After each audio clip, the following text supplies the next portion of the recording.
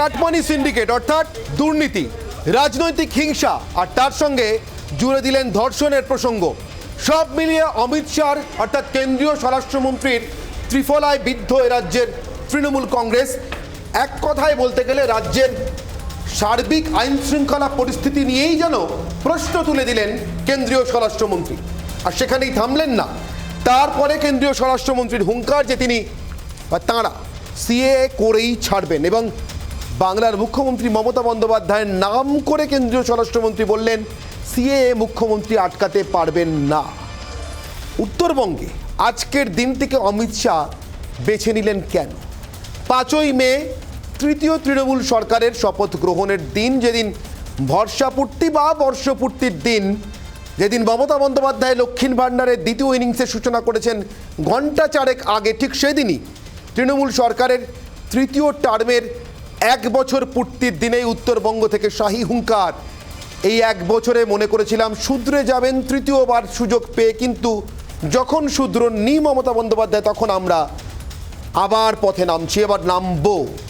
তাহলে কি কোথাও দলের কর্মীদের উজ্জীবিত করতেই এই শাহী হুঙ্কার, নাকি পশ্চিমবঙ্গের সার্বিক আইন শৃঙ্খলা পরিস্থিতি নিয়ে স্বরাষ্ট্রমন্ত্রীর এই প্রশ্ন, এই একের পর এক তোপ আসলে প্রশাসনিক বার্তা?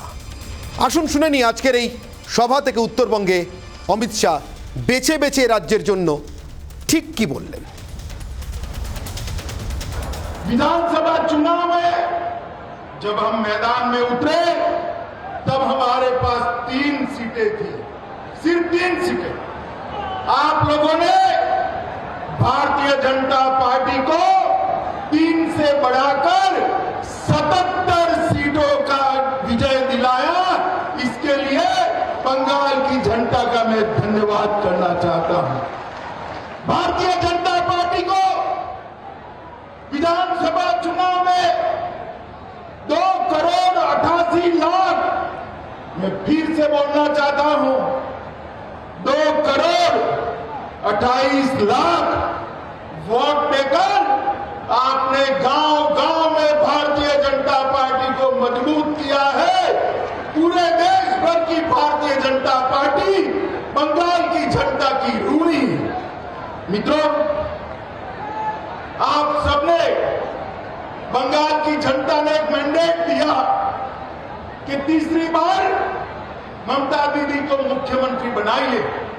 हम तो लोकतंत्र में विश्वास करने वाले लोग, ये मैंडेट को हमने माना।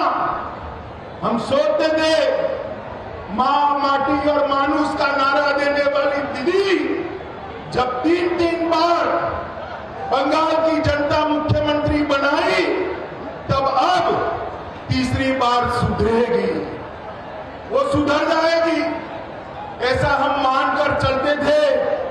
1 साल तक राह दिखा। बंगाल के लोगों बताइए, आज बंगाल के अंदर अत्याचार कम हुआ है क्या? जोर से बोले, हुआ है क्या? कटमनी बंद हुआ है क्या? भ्रष्टाचार बंद हुआ है क्या? सिंडिकेट का राज बंद हुआ है क्या? भाजपा के कार्यकर्ताओं की हत्या बंद हुई है क्या? ममता दीदी, 3 बार आपको चुनाने के बाद भी आप नहीं सुधर रही है। आप ये मत सोचना कि भाजपा वाले लड़ेंगे नहीं। मैं आज यहां उत्तरबंग की भूमि पर कहकर जाता हूं, जब तक आप बंगाल की जनता पर अत्याचार, भ्रष्टाचार, कटमनी और सिंडिकेट का राज समाप्त नहीं करेगी, भारतीय जनता पार्टी आपके खिलाफ अपनी लड़ाई चालू रखेगी और उसको परिणाम तक हम पहुंचाएंगे। आप लूटोगे और भारतीय जनता पार्टी चुप रहेगी, संभव ही नहीं। हम तो मोदी जी के नेतृत्व में सोनार बांग्ला का स्वप्न लेकर बंगाल के अंदर निकले। मित्रों, अभी अभी चुनाव के बाद जो हिंसा हुई है, वो हिंसा के बाद मानव अधिकार आयोग ने कहा कि यहां पर कानून का राज नहीं है, यहां पर जो सत्ता में है उनकी इच्छा का राज चल रहा है। 101 लोगों की हत्या कर दी, 1829 लोग घायल हुए और 161 से ज्यादा मुकदमों में टीएमसी के गुंडे अपराधी पाए गए। माताओं, भाइयों, बहनों, आज मैं प्रदेश भर के भारतीय जनता पार्टी के कार्यकर्ता को कहकर जाता हूं, डरिएगा मत, ममता दीदी के अत्याचार तो बहुत कम है। 22 मार्च से लेकर अब तक 181 राजनीतिक हिंसा की घटनाएं हुई और सुप्रीम कोर्ट ने कड़ी टिप्पणी के बाद सीबीआई को 64 बलात्कार के मामले और 52 हत्या के मामले सौंपने पड़े। निवृत्त हाईकोर्ट चीफ जस्टिस की अध्यक्षता में 698 मामलों की एसआईटी बनानी पड़ी। और दीदी, देश भर में कुछ भी होता है, यहां से डेलीगेशन भेजती है, टीएमसी का डेलीगेशन भेजती है। अरे दीदी, वीरभूम में आपने 8 बच्चों, 8 महिलाओं को और 1 बच्चे को जिंदा जला दिया, वहां क्यों डेलीगेशन नहीं भेजा भाई? क्यों? वीरभूम वाले आपके लोग नहीं है क्या? फैक्ट फाइंडिंग टीम नदियां क्यों नहीं गई जहां एक नाबालिग बच्ची पर रेप हुआ, बलात्कार हुआ? तृणमूल कांग्रेस सीएए के बारे में अफवाहें फैला रही है कि सीएए जमीन पर लागू नहीं होगा। मैं आज कहकर जाता हूं, कोरोना की लहर समाप्त होते ही सीएए को हम जमीन पर उतारेंगे और हमारे भाइयों को नागरिकता देंगे। ममता दीदी, आप तो यही चाहती हो कि घुसपैठ चलती रहे और बंगाल से जो शरणार्थी आ रहे हैं उनको नागरिकता न मिले, मगर कान खोलकर तृणमूल वाले सुन ले, सीएए वास्तविकता था, वास्तविकता है और वास्तविकता रहने वाला है। इसलिए आप कुछ नहीं बदल सकते। এই ছিল ত্রিফলা আক্রমণের সার, অর্থাৎ একদিকে রাজনৈতিক হিংসা, তার সঙ্গে সিন্ডিকেট, কাটমানি, মানে এক কথায় দুর্নীতি, আর তার সঙ্গে রাজ্যে 64টি ধর্ষণের তালিকা দিয়ে প্রশ্ন, কেন ধর্ষণের ঘটনাগুলোর ক্ষেত্রে সরকারি ফ্যাক্ট ফাইন্ডিং হয়। এই নিয়ে আজকের বিতর্ক করব এবং সেই বিতর্কের আগে আজকের বিতর্কের মূল প্রশ্নগুলো। আমার অগ্নিবাণ 1,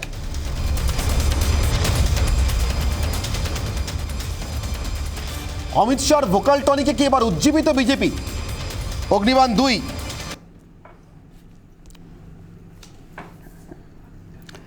শাহী হুঙ্কারে সিএ আশ্বাস না বাস্তব? অমিত শাহ বলেছেন সিএ তারা করবেনই। অগ্নিবাণ 3,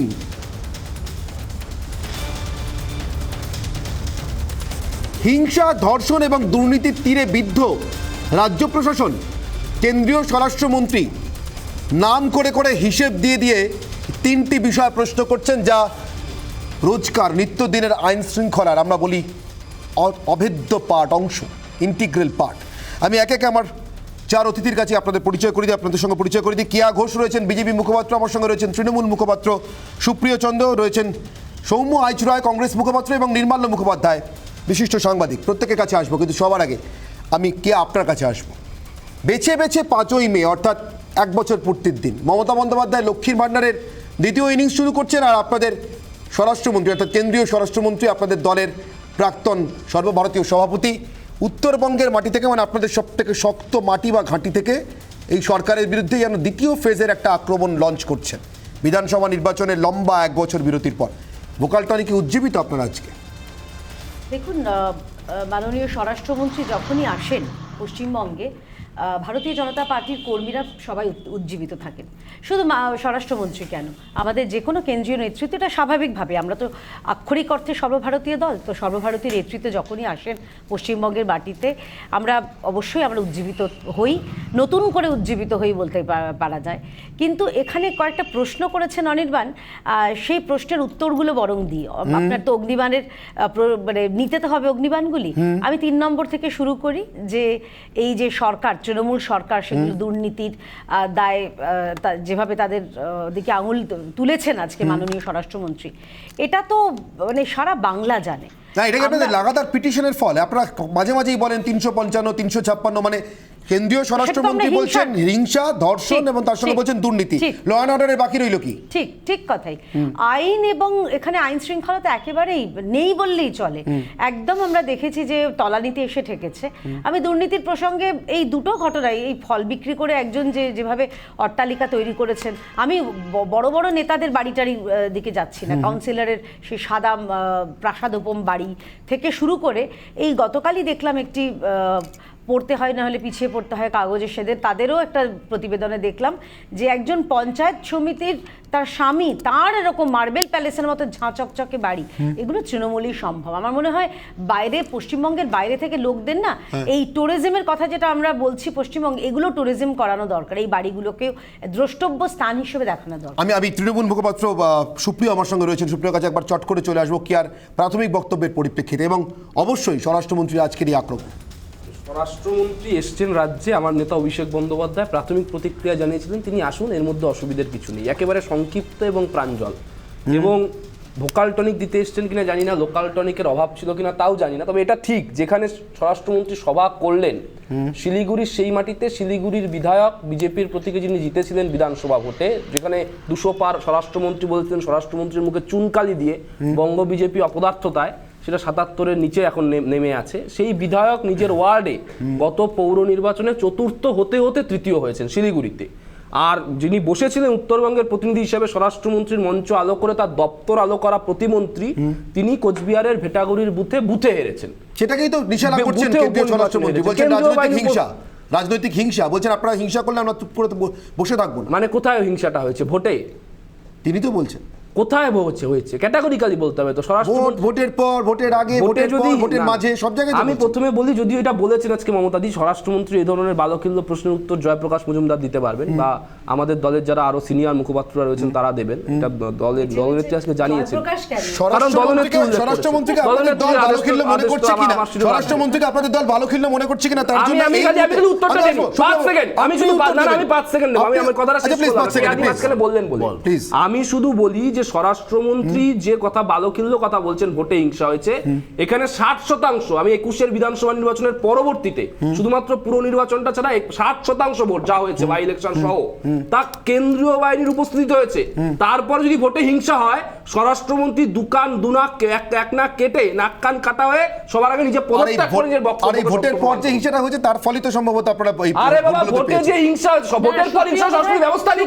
স্বরাষ্ট্রমন্ত্রী আমি যা জানি আমি শুধু কাকে বলে, সুপ্রিয় সম্ভবত জানেন না ভোট পরবর্তী হিংসা কাকে বলে। 5 তারিখের পরে নির্বাচন কমিশন কোথায়? 5 তারিখের পরে কোথায় অ্যাকশন? কোথায় অ্যাকশন? কোথায় অ্যাকশন? কোথায় বিজেপির অ্যাকশন? কোথায় বিজেপির রাস্তায়? কোথায় বিজেপি এসি করে বসে বড় বড় কথা বলে? কে আদিবাবু ভোটের সময় নেমেছিল? কে আদিবাবু ভোটে নেমেছিল? আমি দুজনের কাছে ফিরবো, কিন্তু এই মুহূর্তে কেন্দ্রীয় স্বরাষ্ট্রমন্ত্রী এই মুহূর্তে বক্তব্যকে কতটা গুরুত্ব দিচ্ছে তৃণমূল কংগ্রেস, আমি সেই খবরটা দেওয়ার জন্য আপনাদেরকে একবার নিয়ে যাবো। এক মিনিট এই মুহূর্তে তৃণমূল কংগ্রেস কতটা গুরুত্ব দিচ্ছে সেটা বলবার জন্য আমি সরাসরি চলে যাবো আমাদের সিনিয়র এডিটর নিউজ রুম থেকে ময়ূক রঞ্জন ঘোষ রয়েছেন। ময়ূক, তৃণমূল কংগ্রেসের তরফ থেকে কি টুইট করা হলো স্বরাষ্ট্রমন্ত্রীর বক্তব্যের পরিপ্রেক্ষিতে? অনির্বাণ, ওখানে সুপ্রিয় এবং কেয়াদি যেভাবে উত্তপ্ত বিতর্ক করছে, তার মাঝখানে একটা খবর অত্যন্ত গুরুত্বপূর্ণ, তা হলো প্রথমে জয়প্রকাশ মজুমদার সমস্ত প্রসঙ্গের উত্তর দেবেন বলে বলা হয়েছিল, কিন্তু তারপরে আমরা দেখলাম যে অল ইন্ডিয়া তৃণমূল কংগ্রেস একটা অত্যন্ত জনপ্রিয় টুইটার হ্যান্ডেল, ভেরিফাইড হ্যান্ডেল, সেই হ্যান্ডেল থেকে কিন্তু সরাসরি আক্রমণ করা হলো অমিত শাহকে, এবং সেই আক্রমণটা কিন্তু শানিত আক্রমণ, যেখানে বলা হচ্ছে আমাদের পবিত্র ভূমিকে ভাগ করবেন না, আপনি আমাদের ভাবাবেগকে নিয়ে খেলা করবেন না। অর্থাৎ এই জায়গা থেকে আবার কিন্তু সেই আক্রমণ একটা সময় আমরা দেখেছিলাম জয় বাংলা বলে যে আন্দোলন শুরু হয়েছিল তৃণমূল কংগ্রেসের ইলেকশনের সময়, ঠিক সেই বাংলা এবং বাঙালির যে আবেগ, সেই আবেগ অমিত শাহ বোঝেন না, সেই আক্রমণটা, সেই আবেগটা আবার উস্কে দেওয়ার চেষ্টা। কিন্তু প্রশ্ন হলো অনির্বাণ, যে এনআরসি নিয়ে কোনো কথা হয়নি, কথা হচ্ছে সিএএ নিয়ে, অর্থাৎ আরও যে মানুষগুলো শরণার্থী বাইরে আছে তাদেরকে এখানে ঢোকানোর কথা নিয়ে সেখানে কেন ভাগ করার প্রসঙ্গ উঠলো অনির্বাণ? এক্স্যাক্টলি, কাউকে বের করার কথা হয়নি, শুধু কয়েকজনকে নতুন করে জায়গা দেওয়ার কথা হয়েছে, তাতে ভাগ করার প্রশ্ন আসছে কোথায়, প্রসঙ্গ আসছে কোথায়? সুপ্রিয়বাবু একটু উত্তর দেবেন কি প্লিজ? তার মানে আগে রিপাবলিক বাংলা থেকে অনির্বাণ দা হোক বা ময়ূক দা বলছিলেন, ময়ূক দা আগে বলুন। আমি স্বরাষ্ট্রমন্ত্রীর মুখপাত্র হিসেবে আপনাদের বলতে বলছি না, আপনারা নিজের কথা বলুন। এই যে সিএ এর কথা বলা হচ্ছে, আপনারা কি মনে করেন এর মধ্যে এনআরসি এক্সক্লুডেড, এনআরসি কে এর মধ্যে থেকে বাদ দেওয়া আছে, নাকি শুধু বোতলটার পরিবর্তন হয়েছে, মোড়কটার পরিবর্তন হয়েছে? আপনারা দুজনের মধ্যে এনিওয়ান ক্যান আনসার। না, আমি নিশ্চিতভাবে আমি এটা নিশ্চিতভাবে উত্তর দেব না। আপনি কেন বলছেন? আপনি তো রিপাবলিক বাংলায় কাজ করেন নাকি? কারণ আপনি অবশ্যই অনির্বাণ দা বলতে রিপাবলিক বাংলা প্রশ্ন করিনি, রিপাবলিক বাংলা প্রশ্ন তো নেই, প্রশ্ন তুলেছেন অমিত শাহ, প্লিজ। আমি তো আমার দুধ দাদাকে বললাম, এরা কারা? আরে বিভ্রান্তি বলে দিয়ে আপনারা 77 এর নিচে নেমে গেছেন। মানুষকে মিথ্যে কথা বলতে, আমি যেমন পার্সোনাল অ্যাটাক করব না, এক এক করে। আমি আপনাকে পার্সোনাল অ্যাটাক করব না, আপনি মিছিলটা শুনুন, মিছিল নিতে এসেছেন। আরেকটা কথা আপনি আপনাকে পার্সোনাল অ্যাটাক করব না, আমি শঙ্করটা শুনুন, শঙ্কর ফোর্ট হয়েছে। এক এক করে, এক এক করে। করে বলেছিল জয়প্রকাশ দার কথা, জয়প্রকাশ দার পাতা কেটে। আরে আমি বলিনি, মমতাদি বলেছে, বেশ, মমতাদি বলেছে। বেশ। আমার ঘরে কথা মাথা, আমি কারণ নাম নিয়ে বলবো। এটা আমার বাজে লাগছে। বেশ, আমি সৌম্য আইচরায়ের কাছে যাব। সৌম্য আইচরায় দেশের স্বরাষ্ট্রমন্ত্রী, আপনারা মাঝে মাঝেই বলেন, আপনারা এবং বিশেষ করে বামের এটা বলেন দেখেছি, আমি সেই কারণে আপনাকে জিজ্ঞাসা করছি, সত্যি করে বলুন তো, ঠিক 1 বছর পূর্তির দিন সরকারে কেন্দ্রীয় স্বরাষ্ট্রমন্ত্রী এসে যখন এরকম প্রবল আক্রমণ শানাচ্ছেন, তার দলের কর্মীদের পাশে দাঁড়াচ্ছেন, তিনি রাজনৈতিক হিংসার কথা বলছেন, 64টা ধর্ষণের কথা বলছেন, তিনি দুর্নীতি নিয়ে প্রশ্ন তুলছেন, কথা বলছেন, যা যা ইস্যুতে গত 1 বছরে বিজেপি পথে নেমেছে বা নামার চেষ্টা করেছে সবকটা বিষয় নিয়ে কথা বলেছেন। এরপরে বলবেন গট আপ চলছে তৃণমূল বিজেপি, আপনারা তো বলেন দেখি। না, প্রথমে আপনি গটাপের কথা বলতে চাইছেন তো, স্বরাষ্ট্রমন্ত্রী যে দপ্তরের মন্ত্রী, প্রথমে আপনি আমাকে বলুন যে স্বরাষ্ট্র দপ্তরের মন্ত্রী যিনি, তার আন্ডারে সমস্ত ডিপার্টমেন্টগুলো রয়েছে, চিৎকার করে তো লাভ নেই, অমুক হচ্ছে তমুক হচ্ছে, state subject, law and order ইত্যাদি ইত্যাদি, তারপরে এতগুলো ঘটনা ঘটে গেল। আপনি আমাকে বলুন তো যে সিবিআই, ইডি আর এসএফআই কোন দপ্তরের আন্ডারে পড়ে? স্বরাষ্ট্রমন্ত্রী দপ্তরের আন্ডারে পড়ে কিনা? এতই যদি সেন্সিটিভ, এতই যদি সিনসিয়ার, তাহলে আপনি আমাকে একটা কথা বলুন তো, বিনয় মিশ্রা ভানুয়াতুর চলে গেল কি করে ইমিগ্রেশন দপ্তরকে চোখে ধুলো দিয়ে? ভানুয়াতুরে গিয়ে একটা দেশে গিয়ে সিটিজেনশিপ পেয়ে গেল, এসএফআই তাকে ধরতে পারলো না, সে গিয়ে ওখানে সিটিজেনশিপ নিল। আপনি কি মনে করেন বিদেশ দপ্তরের অনুমতি ছাড়া সিটিজেনশিপ হয়? তো আমরা কেন বলবো না? ওয়াই আমাদের এই প্রশ্নটা রাখলো? আপনারা যাকে বালি, গরু ইত্যাদি ইত্যাদি নিয়ে তারা অভিযোগ করছেন, আর তার মূল অ্যাকিউজকে 4 বার আপনারা চার্জশিট পাঠাচ্ছেন, তারপরে তারা বিদেশ দপ্তর থেকে পালিয়ে গেল কি করে? তাহলে আমার বারবার প্রশ্ন হচ্ছে যে এই যে আবার দেখুন উল্টো দিকে, এই যে আজকে সিএএ নিয়ে এত কথা হচ্ছে, আপনি অনির্বাণ অনেক প্রাজ্ঞ পুরনো সাংবাদিক, আমি আপনাকে একটা কথা বলি, সিএএ যখন পার্লামেন্টে বিল পাস হচ্ছিল, আমি যখন সারা ভারতবর্ষ যখন দাঁড়িয়ে দাঁড়িয়ে দেখছিল যে সিএ এর বিল পাস হচ্ছে, আমি জানতে চাই সেদিন রাজ্যসভাতে তৃণমূলের 8 জন সাংসদ কেন অনুপস্থিত? সুপ্রিয়বাবু উত্তর দেবেন। তৃণমূলের প্রশ্ন যখন কংগ্রেস উপস্থিত ছিল কি ছিল না? একদম ছিল। তাতে বিলটার কি হয়েছে? বিলটা কি এখন এক না বিল? একদম ছিল। বিলটা এখন বিল না চৌবাচ্চা কি আছে? বিলটা পাস হয়েছে কি হয়নি? না, আপনারা কি করতে পেরেছেন? বরং আমি একটা কথা শেষ করি, বরং আমরা রাস্তায় ছিলাম, রাস্তায় আন্দোলন, মমতা বন্দ্যোপাধ্যায় রাস্তার আন্দোলন দিয়ে প্রমাণ করে দিয়েছেন এনআরসি শব্দটা বলতে আজকে অমিত শাহ 2 বার ভেবেছি। এবার শোনো উত্তরটা, এই যে আপনি বলুন আপনি সংসদে কি পারফরম্যান্স কি করতে পেরেছেন? তোমার কথা শুধুমাত্র ওয়ার্ড, তোমার কথা তো শুনলাম। তাহলে সংসদে 69টা বিল পাস করিয়ে দেওয়া যায় অনুপস্থিত থেকে, অ্যাবস্টেন্ট থেকে। আরে বাবা, আমাদের উপস্থিতির উপর ফিউচার পাস ফেল নির্ভর করছে। সমস্যা হচ্ছে এটাই, এদের কাট অফ মার্কস এই যে সমস্যা হচ্ছে এটাই, কথা শুনুন, দীর্ঘদিন পরীক্ষা দেন, মানে কাট অফ মার্কস নিয়ে আইডিয়া নেই। আমাদের উপস্থিতির এরকম বলে ডিবেট হবে না, এরকম বলে কথা বলতে হবে না, এক করে বলতে দেবো, দুজনেই বলুন, দুজনেই বলুন, আমার সময় কথা বলতে দিতে হবে। আমার কথা হচ্ছে যে এই যে কথাটা বলছে, যে এই যে কথাটা বলছে, এই যে না উনি বলুন 1 মিনিট দাও, এই যে কথাটা বলছে, তার মানে কি রাস্তার আন্দোলনকে পার্লামেন্টে গিয়ে ট্যাসিড অ্যালায়েন্স করে সমর্থন করব, 69 বার বিজেপিকে বিল পাস করতে সমর্থন করব, আর এখানে ছিছি করব? এটা সমর্থন? সারা ভারতবর্ষ দেখছে টেলিভিশনে। আচ্ছা উত্তর নিন, আপনার প্রশ্ন শেষ। দাঁড়িয়ে আছে, শেষ, উত্তর নিন, উত্তর উত্তর দিন। ওনার 1 মিনিট হয়ে গেছে তো আমি শুধু সৌম্যদাকে বলি, সৌম্যদার সাথে আমার ব্যক্তি সম্পর্ক অত্যন্ত ভালো, আমি সম্মান জানাই। আমি শুধু প্রথমে একটা কথা বলি যে উপস্থিতির ওপর এইটা কাট অফ মার্কসটা নির্ভরই করে না বিলটা পাস বা ফেল করে। এক, আমি জাস্টিফাই করছি না, নিশ্চয়ই যারা অনুপস্থিত ছিলেন তারা উপস্থিত থাকলে ভালো হতো, আমি জাস্টিফাই করছি না, কিন্তু আমি বলছি তারা উপস্থিত থাকুক বা না থাকুক, বিলটার বিজেপির এই মুহূর্তে যা নাম্বার পার্লামেন্টের ভেতরে, তাতে কংগ্রেস উপস্থিত সুপ্রিয়া, আমি একটা সোজা প্রশ্ন করবো। আমি একটা সোজা প্রশ্ন করছি, আপনারা কি একটু মানে আমি বলছি ম্যাকগ্রার ডেলিভারি পেয়েছেন? মানে ম্যাকগ্রার ডেলিভারি একটাই সমস্যা ছিল যে এগিয়ে খেলবো না পিছিয়ে খেলবো, সচিন তেন্ডুলকরকে ভাবতে হতো। আপনারা এই বলছেন জয়প্রকাশ মজুমদার উত্তর দেবে, এই টুইটার হ্যান্ডেল থেকে টুইট করছেন, বুঝে উঠতে পারছেন না স্বরাষ্ট্রমন্ত্রীর কথা কিভাবে পা বাড়িয়ে খেলবেন না পা পিছিয়ে খেলবেন? ভুল কথা। টুইটার হ্যান্ডেল থেকে করা, টুইটার হ্যান্ডেল তো কোনো মানুষ নয়, টুইটার হ্যান্ডেল থেকে দলের একটা বক্তব্য বলা হয়েছে, এটা সোশ্যাল মিডিয়া। আমি বলছি সোশ্যাল মিডিয়া, এটা সর্বজনীন বার্তা দেওয়া হয়েছে। জয়প্রকাশ বাবু উত্তর দেবেন মানে টুইটার থেকে এসছে মানে জয়প্রকাশ বাবুর মুখ নীরব হয়ে গেছে, এমনটা তো নয়, দুটোই হতে পারে সাইমultaneously। এটা অযথা একটা বিভ্রান্তিকর প্রশ্ন। আচ্ছা, মাত্র টাইম আমি কেয়ার কাছে যাবো। কেয়া, ভোকাল টনিকের কথা জিজ্ঞাসা করলাম, সৌম্যবাবুর পাল্টা বক্তব্য যে অ্যালায়েন্স আছে, সিএ হোক বা অন্য কিছু হোক অ্যালায়েন্স আছে। সত্যি কি এই সিএ করার কথা কেন্দ্রীয় স্বরাষ্ট্রমন্ত্রী বলে যান, আবার রাজ্যের মুখ্যমন্ত্রী বলেন যে না কিছুতেই হতে দেবো না, আর এই সব কিছুর মাঝখানে গোপনে নীরবে বিল পাস হয়ে যায় তৃণমূলের সমর্থনে? আপনারা কি এমন সহযোগিতার মধ্যে আছেন তৃণমূলের সঙ্গে? এই যা দেখছি উপরে সবটাই উপরে, যে দলের শাসনে অনির্বাণ আমাদের রাজ্যে প্রায় 200-র উপরে কর্মী নিহত হয়েছেন, শহীদ হয়েছেন, সেই দলের সঙ্গে আপনার মনে হয় যে অ্যালায়েন্সটা থাকবে? এটা কংগ্রেস বলছে। কংগ্রেস আজকে সৌম্যবাবু উত্তর দিক যে তাদেরই দলের নেতা চিদাম্বরম সাহেব তিনি আজকে এসেছেন তৃণমূলের হয়ে একটি কেস, গতকাল এসেছিলেন সেখানে একটা কেস লড়তে। তাহলে অ্যালায়েন্সটা কাদের মধ্যে, কাদের সঙ্গে কাদের আছে? মা মেয়ের সম্পর্ক তো তৃণমূল এবং তৃণমূল কংগ্রেস এবং কংগ্রেসের মধ্যে পারিবারিক সম্পর্ক। বেশ, এই ঘটনাটা ওরা আমি একবার নির্মল বাবুর কাছে যাবো। নির্মল মুখার্জি প্রবীণ সাংবাদিক আমার সঙ্গে রয়েছে। নির্মল বাবু, একদিকে অ্যালায়েন্সের অভিযোগ আসে, অন্যদিকে সিএ এর মতো বিষয় যখন আসে, রাজ্যের সার্বিক আইন শৃঙ্খলা পরিস্থিতি নিয়ে যখন প্রশ্ন তুলে দেন কেন্দ্রীয় স্বরাষ্ট্রমন্ত্রী, তখন এই অ্যালায়েন্সের অভিযোগকে মান্যতা দেব নাকি সত্যি সত্যি তৃণমূল আর বিজেপির মধ্যে আবার একটা সম্মুখ সমরের সম্ভাবনা দেখব? দেখুন, এই অ্যালায়েন্সের তো কোনো প্রমাণ আপনার হাতের কাছে নেই। মানে আপনি তো একদম পরিষ্কারভাবে বলতে পারবেন না, যে দেখাতে পারবেন না যে কোনো রকম ডাইরেক্ট অ্যালায়েন্স রয়েছে। সুতরাং এটা একটা ইন্টারপ্রিটেশন। সুতরাং এটা প্রথম কথা। দ্বিতীয় কথা, স্বরাষ্ট্রমন্ত্রী আগে এসে যেটা কথাটা বলেছিলেন যে আমাদের এখানে 3টে আইন চলে, একটা দলের আইন, একটা পরিবারের আইন, আর একটা সাধারণ মানুষের আইন। সেটা উনি ভোটের আগে বলেছিলেন, কিন্তু ভোটে কোনো লাভ হয়নি। আমার প্রশ্নটা একটা জায়গাতে, এই যে সিএ নিয়ে প্রশ্নটা আপনারা তুলছেন, সিএ তো 4বার এক্সটেনশন হয়েছে, সিলেক্ট কমিটিতে যাবে, এবং 4বার এক্সটেনশন হয়ে শুরু হয়েছে 2019 ডিসেম্বর থেকে। আজকে কেয়াদি রয়েছেন, কেয়াকে আমি একটা প্রশ্ন করতে পারি, সেটা হচ্ছে আপনি আমাকে নির্দিষ্ট করে বলুন 77টা সিটের মধ্যে মতুয়া সিট আপনাদের কটা? এক। আর সুপ্রিয় বাবুকে আমার একটাই প্রশ্ন, উত্তরপ্রদেশে ভোট হয়েছে, হিমাচলে ভোট হয়েছে, উত্তরাখণ্ডে ভোট হয়েছে, কোনো পোস্ট ভায়োলেন্স হয়নি, এটা কেন? বেঙ্গলে হয় কেন? বেঙ্গলে এই পোস্ট পোলের কালচারটা, পোস্ট পোল ভায়োলেন্সের প্রশ্নটা উঠে গেল। এই দুটো প্রশ্ন আমার উত্তর দিয়ে দিন। বাকি অমিত শাহ যা বলেছেন, উনি আর কি বলতে পারতেন?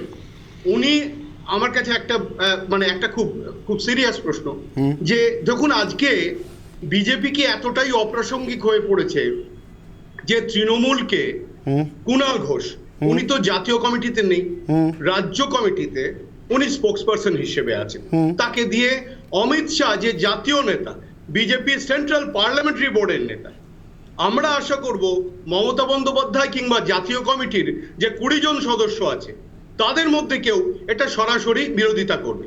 টুইটার হ্যান্ডেলে যে উত্তর দেওয়া হয়েছে, সে উত্তরে সাংবাদিকরা কোনোদিন আমরা স্যাটিসফাইড হব না, কারণ প্রশ্নগুলো বলা হয়নি, একটা ভেগ কথা বলা হয়েছে, বাংলাকে ভাগ করবেন না, দাঙ্গা করবেন না, এই ধরনের কথাবার্তার অর্থহীন, কোনো মানে হয় না।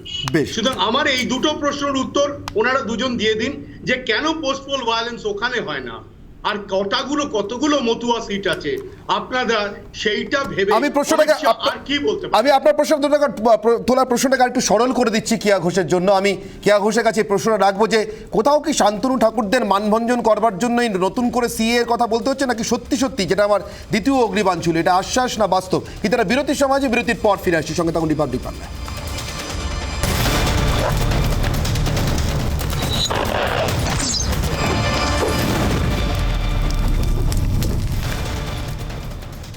বিরতিতে যাওয়ার আগে নির্মলবাবু অত্যন্ত গুরুত্বপূর্ণ দুটি প্রশ্ন করেছেন, তার একটি কেয়া ঘোষের জন্য, আমি সেটা দিয়ে শুরু করি। কেয়া ঘোষ, আপনার কাছে আমার প্রশ্ন, শান্তনু ঠাকুরের জন্য নতুন করে সিএ বলতে হচ্ছে আপনাদের? সিরিয়াস আপনারা সিএ নিয়ে? একেবারেই নয়। সিএ নিয়ে আমরা প্রথম থেকেই, আমাকে বলতে দিন ভাই, সিএ নিয়ে আমরা প্রথম থেকেই আমাদের স্বরাষ্ট্রমন্ত্রী থেকে শুরু করে কেন্দ্রীয় সরকার এটা নিয়ে যথেষ্ট সিরিয়াস, কিন্তু কোভিডের কারণে এটা পিছানো হয়েছিল, বিভিন্ন কারণে পিছিয়ে গেছিল। এবং এরপরে আজকে যখন মাননীয় স্বরাষ্ট্রমন্ত্রী যখন একদম দ্ব্যর্থহীন কণ্ঠে তিনি বলেছেন সিএ লাগু হবেই, আমার মনে হয় যারা ভয় পাওয়ার তারা ভয় পাবেন, কিন্তু যারা সত্যি কথাই যারা ওখান থেকে বাংলাদেশ থেকে বা যে কোনো প্রতিবেশী রাজ্য থেকে যারা এসেছেন, প্রাণের ভয়ে তারা যারা এসেছেন, তাদের যদি আশ্রয় দেওয়া হয়, তাতে তৃণমূল সরকার তাদের এত আঘাত লাগছে কেন, বা কংগ্রেস বা বামেদের কেন তারা এত আঘাতপ্রাপ্ত হচ্ছেন? এখানে কিন্তু একটা প্রশ্ন, এবং তার কারণ একটা আমি বলে দিই নির্মাল্যদাকে, আর মতুয়া নিয়ে একটা প্রশ্নও করেছিলেন। মতুয়ার যত শতাংশই বিধায়ক থাকুন না কেন নির্মাল্যদা, সিএ লাগু হবে পশ্চিমবঙ্গে সহ সারা ভারতবর্ষে, এবং এই রাজ্য থেকে যে কারণে ডিজিটাল রেশন কার্ড প্রথমে মমতা সরকার করতে চাননি, সেই কারণেই কিন্তু সিএ লাগু হবে। ইতিমধ্যে এই সুপ্রিম কোর্টে ধমকানিতে প্রায় 31 লক্ষ ভুয়ো রেশন কার্ড বাতিল হয়েছে, এবং সেই জায়গাটাই ব্যথার জায়গা, আশা করি আপনি বুঝতে পেরেছেন। সুপ্রিয় বাবুর কাছে প্রশ্ন, উত্তরপ্রদেশে হয় না, হিমাচল প্রদেশে হয় না, কোনো রাজ্যে হয় না, পশ্চিমবঙ্গে কেন হয় না? দেখুন, ঘটনা দুটো রাজ্যে হয়, দুটো জায়গায় হয় না, একটা ভ্যাটিকান সিটি, একটা আন্টার্কটিকা, বাকি সব জায়গায় ঘটনা ঘটে, বাংলায় তার সাথে অ্যাকশনটাও ঘটে, এটা নির্মলবাবু জানেন আমি মনে করি। উত্তরপ্রদেশে হয়? উত্তরপ্রদেশে ঘটনা ঘটে না, কোন জায়গায় জাতি দাঙ্গার নামে ঘটনা ঘটে, কোন জায়গায় রাজনৈতিক সমস্যা। আমি একটা কথা বলি, কোন জায়গায় ভায়োলেন্সে কটা মানুষ মারা গেছে বলুন না, অন্য কোন রাজ্যে হয়েছে? আরে বাবা, রাজস্থানে এই মুহূর্তে ফাইলটা কোন টেবিলে? এই মুহূর্তে ফাইলটা কোন টেবিলে? সিবিআই টেবিলে। কি করছে সিবিআই? সিবিআই কে বলুন অ্যাকশন নিতে। আপনি বলবেন কি মিছিল করবেন কালকে? কালকে অমিত শাহ যেখানে আছে তার সামনে মিছিল করবেন। করছেন মাই বাপ আপনারা, এই একা বলে সিবিআই তদন্ত করতে দেবেন। কে আগে করে? কে উত্তর দিন? কে সুপ্রিয় উত্তর দিন প্লিজ? সুপ্রিয়, আমি শুধু বলছি যে অমিত শাহর ওপর ভরসা দেখিয়ে কে আদি তো ব্যাটিং করে দিল, বলছেন ভয় পাবে লোক, তারপরে ভয় দেখাচ্ছিলেন প্রায় 3 মিনিট ধরে। আমি বললাম যে ভয় পাবেন কিনা জানি না, কিন্তু অমিত শাহ নিয়ে উত্তরবঙ্গের ছিল তো, এক্সপিরিয়েন্সটা ওরা ভালো না। ভোটের আগে বলেছিলেন কোচবিহারের মানুষকে নারায়ণী সেনা দেবেন, নির্মলবাবু আছেন, ক্রস ভেরিফিকেশন করবেন বলেছিলেন কোচবিহারে। আমি মাঠটাও বলছি, দক্ষিণ কোচবিহারে রাসমেলার মাঠ, নারায়ণী সেনা পায়নি, কিন্তু একদম ভাগম্ভা। আলিপুরদুয়ারে দাঁড়িয়ে আমাদের ময়না জলপাইগুড়ি এলেতে হবে, এ বাবা এটা কেন্দ্রে, এই যে জানে না, এটা না জানাটা অজ্ঞতা নয়, আমি বলিনি, না না না ভুল কথা, নারায়ণী সেনা হচ্ছে জানে না। আরে বাবা, না জানলে তর্ক করলে মুশকিল। এই নির্মলবাবু এখানে আছে, এক্সপার্ট আমাদের, ময়ূকদাকে ফোন করো, এই একটা ময়ূকদাকে ফোন করে, জানে না, এই যে সৌম্যদা সিনিয়র বলে দাও তো নারায়ণী সেনা ভারতীয় সেনাবাহিনী। এই যাবতীয় কেন্দ্রীয় আমাদের এখানে দেখেছি যখন সেনাবাহিনী এই যাবতীয় কে আর সুপ্রিয় এরা উত্তরবঙ্গের কথা বলতে দাঁড়া, এই যাবতীয় এরা উত্তরবঙ্গের কথা বলতে দাঁড়া, বিজেপি উত্তরবঙ্গ বিরোধী, এরা উত্তরবঙ্গের ছেলেকে চুপ করে দিচ্ছে, উত্তরবঙ্গের ইস্যুকেও চুপ করে দিচ্ছে, আশ্চর্য। আপনি বলতে দিন, আমাকে তো আপনারা তো টাইম দেবেন, আমি বলছি যে রাসমেলার মাঠ কোচবিহার দক্ষিণ বিধানসভায় অমিত শাহ ভাই দাঁড়িয়ে বললেন যে কোচবিহারবাসী দেশের সেনাবাহিনীর মধ্যে নারায়ণী সেনা হবে, একদম অন এয়ার বলেছে, পায়নি। মমতা বন্দ্যোপাধ্যায় নারায়ণী পুলিশ ব্যাটালিয়ন করছেন, আমি সেই কৃতিত্ব জাহির করবো না, কিন্তু অমিত শাহ যে করতে পারেননি এটা আমি আরেকবার বললাম।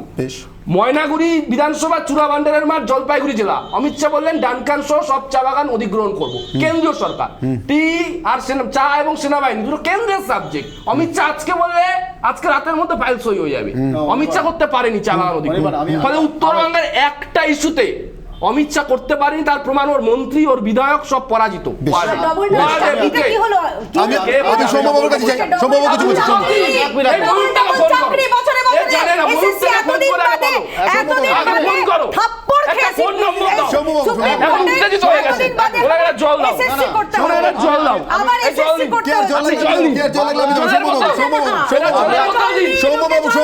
মাথা ঠান্ডা করুন, সৌম্যবাবু,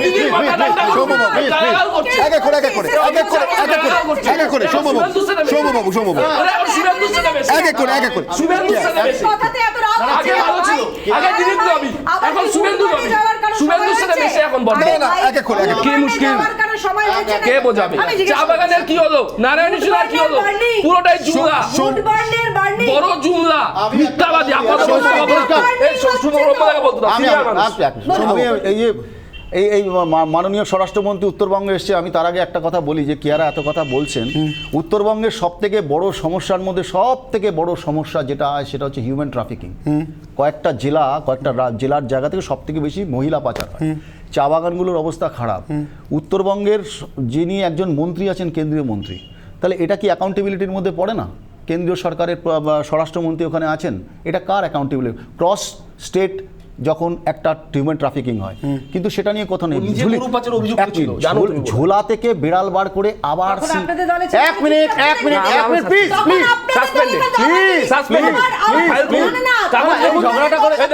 এই ঝগড়াটা করে এই যে ঝোলা থেকে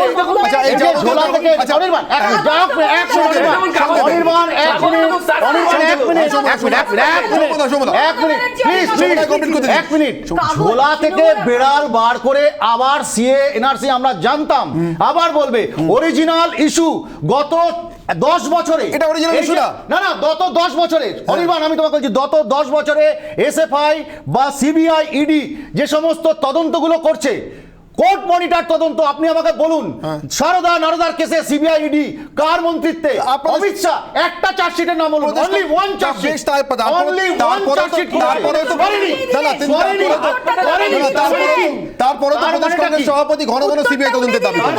তারপরে তো অধীর রঞ্জন চৌধুরী ঘন ঘন সিবিআই তদন্তের দাবি করেন। 355 জন্য যখন আমরা বলি, ওরা 356 এর কথা বলে, একটা মুভ করেছে 300 এই যে পোস্টপোন ভায়োলেন্সের কথা বলে, এই সব কিছু যদি বালিতে মুখ গুজে থাকে, মরু ঝড় কখনো বন্ধ হয় না।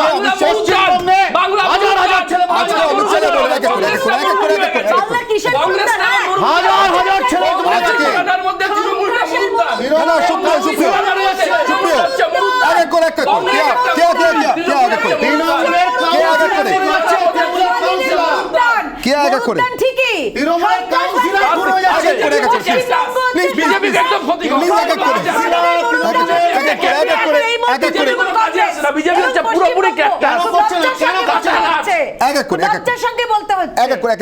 আমি এই সবকিছুর মাঝখানে এই কাগজপত্র, সিএ, আশ্বাস, বিতর্ক, সম্ভাবনা, কি ঝুলি থেকে বিড়াল বার করে আবার ঢুকিয়ে ফেলা, এর মাঝখানে ঝুলি থেকে আরেকটা বিড়াল বেরিয়েছে। আমি সেই বিড়ালটা আপনাদেরকে দেখাই।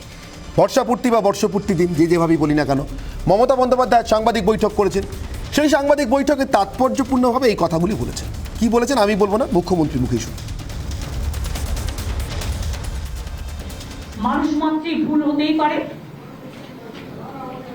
নেতাজি সুভাষচন্দ্র বোস তার তরুণের স্বপ্ন বইতে লিখেছিলেন, রাইট টু মেক ব্লান্ডার্স। ভুল করাটাও একটা অধিকার। যদি কোনো ক্ষেত্রে কাজ করতে গিয়ে আমরা কেউ কোনো ভুল করে থাকি, কারণ কোনো খারাপ লেগে থাকে, তার জন্যে আমি ক্ষমা প্রার্থী বা দুঃখিত বা মর্মাহত। নিশ্চয়ই আমাদের ভালো কাজ যাতে আমরা করতে পারি, মানুষ সবসময় সেটাকে শুধরে দেবেন, সাহায্য করবেন, সহযোগিতা করবেন।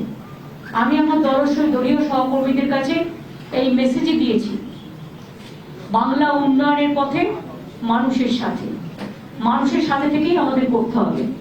যে মানুষ পরিষেবাটা পাচ্ছে না, কেন পাচ্ছে না, তার কাছে পৌঁছে দিতে হবে। আমি সরাসরি সুপ্রিয় বাবুর কাছে জিজ্ঞাসা করবো, সুপ্রিয় বাবু কি ঘটলো 1 বছরে যে ক্ষমা চাইতে হবে? মানে আপনাদের সরকার এমনিতে দেখুন, যদি বয়সের হিসেবে দেখি মানে 5, 10, 11 তরুণ কেন, এখনো কিশোরও হয়নি, কিন্তু তারুণ্যের তো একটা সীমা থাকে, রাজনৈতিক তারুণ্যের তো একটা সীমা থাকে। আপনারা কি এখন ওই সীমার মধ্যে রয়েছেন? ব্লান্ডার মানে ইউ ক্যান মেক ব্লান্ডার্স। ভুল কথা।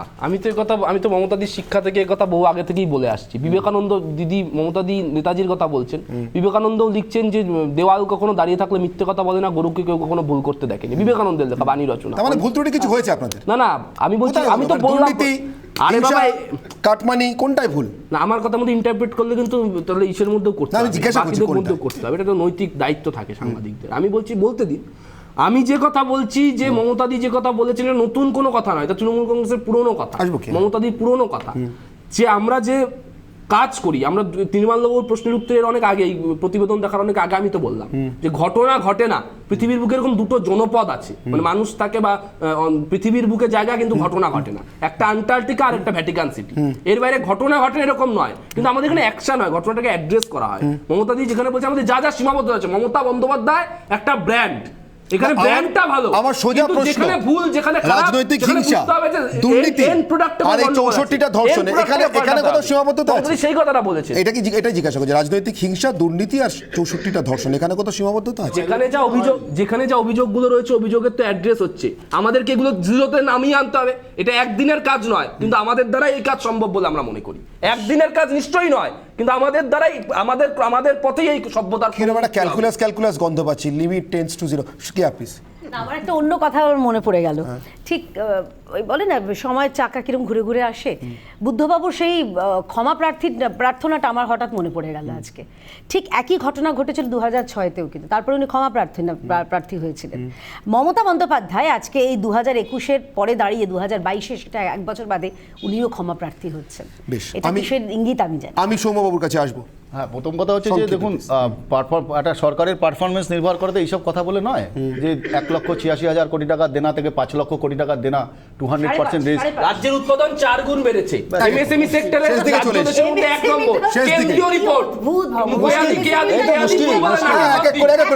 শেষ দিকে চলে এসেছি, এক করে প্লিজ সৌম্যবাবুকে শেষ করতে দিন প্লিজ। না, উনি তত্ত্ব আমি যদি কংগ্রেস একটা পাগলদের দল, এটা শেষ করতে আমি বলবো না, যদিও কংগ্রেসই ভারতে একমাত্র দল যারা দুর্নীতির অভিযোগে চলে শেষ করতে দিন প্লিজ প্লিজ। সৌম্যবাবু তাহলে আমাকে ছেড়ে দিন। না সোম্যবাবু, আমি অন্য সময় ডিবেট, আমি বলছি তো প্লিজ কন্টিনিউ করুন। This is not fair. না কন্টিনিউ করুন প্লিজ। মানে এটা তো সুপ্রিয় চন্দ্র বা আমার ডেটা নয়, এটা পশ্চিমবঙ্গ সরকারের লেবার ডিপার্টমেন্টের ডেটা, যে 300 টাইমস এখানে ডেপ্ট বেড়েছে। একটা মাথা পিছু ছেলে বাচ্চা জন্মালে তার উপরে 54,000 টাকা দাঁড়, 3.5 লক্ষ সরকারি চাকরিতে শূন্য পদ। এখানে পশ্চিমবঙ্গে এসএসসি সহ সমস্ত জায়গায় দুর্নীতি হচ্ছে। আর গত 5 বছরে আপনি যদি এমপ্লয়মেন্ট ডেটা দেখেন, পার ক্যাপিটা ইনকাম পশ্চিমবঙ্গে সব থেকে কম। পশ্চিমবঙ্গে এমএসএমই সেক্টরের নামে গল্প শোনাচ্ছে, সব থেকে বেশি পরিযায়ী শ্রমিক পশ্চিমবঙ্গ থেকে চলে যাচ্ছে। পারফরমেন্সের পরে ক্ষমা চাইবে না তো কি গলায় মালা পড়ে? আমি নির্মলা বাবুর কাছে যাব। নির্মলা বাবু এক মিনিট, এক করে প্লিজ, এক করে আমি নির্মলা বাবুর কাছে যাব। আমি জানি শেষ হবে না, আমি জানি। নির্মলা বাবু please please please please please please please এক করে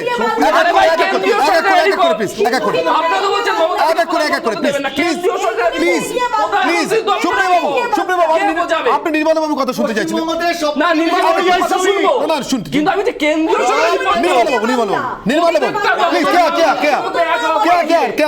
উৎপাদন 4 গুণ বেড়েছে।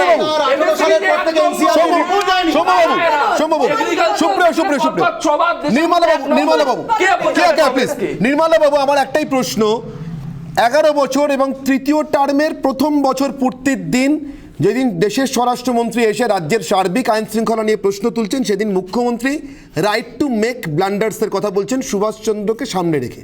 এটা কিসের ইঙ্গিতবাহী সাংবাদিক হিসেবে আপনার কাছে? দেখুন আমার প্রথমে তো কেআর সুপ্রিয়র কথা বলি, ওরা তো আমার প্রশ্নের উত্তরটা দিল না। আমি একটাই দাদা আমি দিয়েছি দাদা। আচ্ছা প্লিজ কন্টিনিউ করুন নির্মলা বাবু। কন্টিনিউ করুন প্লিজ। পার্সেন্টেজটা বলেন, ঘুরিয়ে দিয়েছো। আচ্ছা কন্টিনিউ করুন। কেয়াদি স্পিনে উত্তর দিয়েছে, আমি কিন্তু পেছে বলেছি ঘটনা সব নির্মলা বাবু প্লিজ। না আমার সময় একেবারে শেষ। আমি দাদার মতোই, কিন্তু প্লিজ আমি বলি যে আমি কিন্তু উত্তর দিয়েছি ঘটনা সব জায়গায় ঘটে, বাংলায় অ্যাকশনও ঘটে। আমি উত্তর দিই। নির্মলা বাবু প্লিজ। নির্মলা বাবু হাসছেন, প্লিজ সংক্ষেপে উত্তর নির্মলা বাবু। আপনার হাসি অক্ষত থাকুন। না উত্তরটা ওদের কাছে নেই, ঠিক আছে, ওটা নিয়ে আমার কোনো মাথা ব্যথা নেই। উত্তরটা ওদের কাছে থাকার কথাও নয়। আচ্ছা আমি জিজ্ঞেস করে ভুল করে ফেলেছি। আচ্ছা এর পরে ধরুন জুলাই মাসে জেপি নাড্ডা আসবেন, অক্টোবরে নরেন্দ্র মোদী আসবেন, ঠিক আছে। এবার তার আগে সাংগঠনিক নির্বাচন হবে বিজেপির, সেখানে অনেক রদবদল হবে। আমি যে মতুয়ার প্রশ্নটা করেছি, মুকুটমণি অধিকারী ছাড়া জাতীয় কমিটিতে একটা মতুয়া রিপ্রেজেন্টেশন বিজেপির নেই। সেই জায়গায় দাঁড়িয়ে মতুয়াদের 36টা আসন 77টার মধ্যে অমিত শাহ আর নতুন করে কি বলতে পারে? দ্বিতীয় কথা, মমতা বন্দ্যোপাধ্যায় ক্ষমা চাইছেন, কিছুদিন আগে তো নরেন্দ্র মোদীকেও আমরা ক্ষমা চাইতে দেখেছি। 368 দিন বাদে তিনি ক্ষমা চেয়েছেন যে আমার কৃষি বিল আনা ভুল হয়েছিল। সুতরাং যে পলিটিশিয়ানরা এই ক্ষমাগুলো চাইতে পারেন, আমি ন্যাচারালি তাদের সাধুবাদ দেবো, তারা বড় নেতা। বেশ, কিন্তু একটা ঘটনা আপনি নিশ্চয়ই মনে রাখবেন যে এই যে পোস্ট পোল ভায়োলেন্সের সত্যিই কোনো নিদর্শন ভারতবর্ষের অন্য কোনো রাজ্যে হয় না পশ্চিমবঙ্গ ছাড়া। এটা আমাদের কাছে খুব আমার সময় একেবারে শেষ। বাঙালি হিসেবে নিশ্চিতভাবে আমাদের জন্য গর্বের নয়, কিন্তু আমার সঙ্গে উপস্থিত যে অতিথিরা রয়েছেন, আমার সময় একেবারে শেষ। সবাইকে ধন্যবাদ জানাচ্ছি। কেয়া ঘোষ, সুপ্রিয় চন্দ্র, নির্মলা মুখার্জি এবং সৌম্য আইচরায়। অনির্বাণের অগ্নিবাণের বিতর্ক পর্ব এখানে শেষ করছি। ফিরে আসছে একটা বিরতির পর ব্রেকিং খবর নিয়ে। সঙ্গে থাকুন রিপাবলিক বাংলায়।